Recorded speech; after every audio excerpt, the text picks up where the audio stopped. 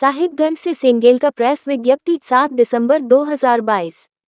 आज साहिबगंज जिला के बारहित विधानसभा क्षेत्र में वीर शहीद सिदो मुर्मू के गांव भोगनाडीह में आदिवासी सेंगेल अभियान की तरफ से राष्ट्रीय अध्यक्ष सालखन मुर्मू, केंद्रीय संयोजक सुमित्रा मुर्मू, बेटी ज्योति मुर्मू और सेंगेल के गोड्डा जिला अध्यक्ष सोनिति किस्कू, साहिबगंज जिला अध्यक्ष दुखू मुर्मू और पाकुड़ जिला के अध्यक्ष सनातन हेम्ब्रम, मदन मुर्मू, सुशांति किस्कू आदि नेतागण के साथ वीर शहीद के वंशजों के साथ मुलाकात किया।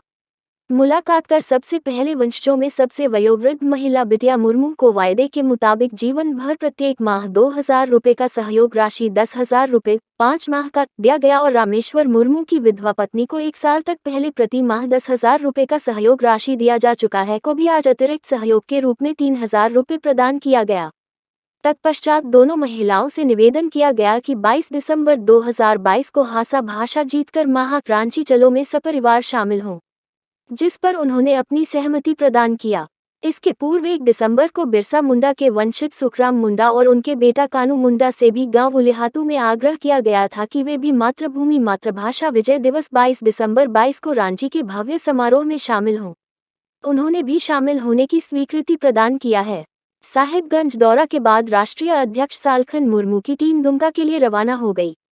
जहां दुमका सर्किट हाउस में रात्रि विश्राम के बाद कल 8.1222 को सुबह पत्रकारों के साथ मुलाकात के बाद दिन के 2 बजे जामताड़ा जिले के सेंगेल अभियान के नेता कार्यकर्ताओं के साथ मुलाकात करते हुए जमशेदपुर रवाना हो जाना है।